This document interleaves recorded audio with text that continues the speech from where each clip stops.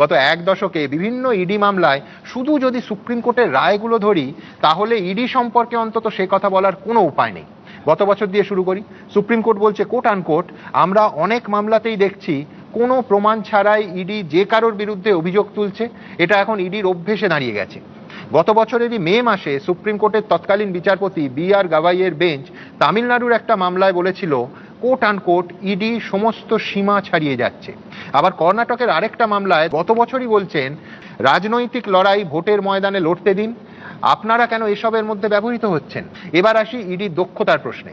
এবছরেরই ফেব্রুয়ারি মাসে সংসদের ফ্লোরে দাঁড়িয়ে অর্থমন্ত্রকের রাষ্ট্রমন্ত্রী পঙ্কজ চৌধুরী অফিসিয়ালি বললেন 2014-15 থেকে 2025-26 এই 12 বছরে ইডি মোট 11,353টা রেড চালিয়েছে, যার মধ্যে শাস্তি হয়েছে মাত্র 123 জনের।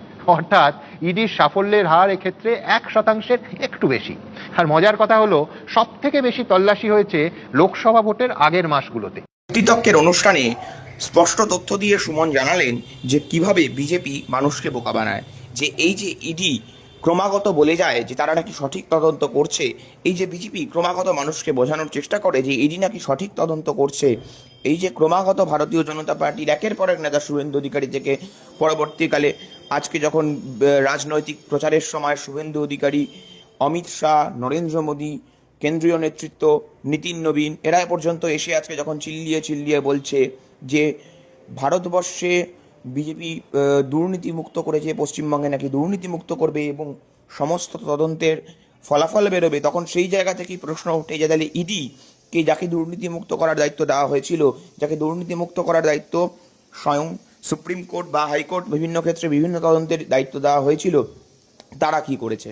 তো সেই জায়গা থেকেই বেশ কিছু তথ্য সমৃদ্ধ একটা স্পষ্ট প্রতিবেদন তিনি পেশ করেছেন সুমন দে, এবিপি আনন্দের সাংবাদিক, যে স্পষ্ট তথ্য থেকে স্পষ্ট হয়ে যাচ্ছে যে ইডি ক্রমাগত শুধুমাত্র রাজনৈতিক কাজে ব্যবহৃত হয়েছে, ক্রমাগত তার নিরপেক্ষতার ওপরে সুপ্রিম কোর্ট প্রশ্নচিহ্ন তুলেছে।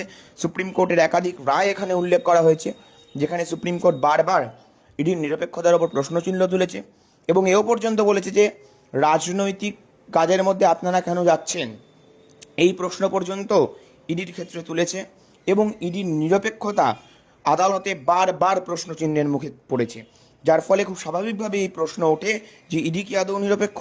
এবং অন্যদিকে সেই জায়গা থেকে দাঁড়িয়ে দক্ষতার প্রশ্ন উঠে আসছে, যেখানে ইডি একের পর এক সারা বছর ধরে ইলেকশনের টাইম বেছে বেছে রেড করেন, কিন্তু সেই কটা রেডে সফলতা পাওয়া যায়, সেই কটা রেডে সঠিক মানুষ গ্রেফতার হয় বা সঠিক যাদেরকে রেড করা হয়, যাদের বিরুদ্ধে রেড করা হয় সেখানে সাজা দেওয়া সম্ভব হয়, সেই রেটটাও কিন্তু 1%-এর নিচে।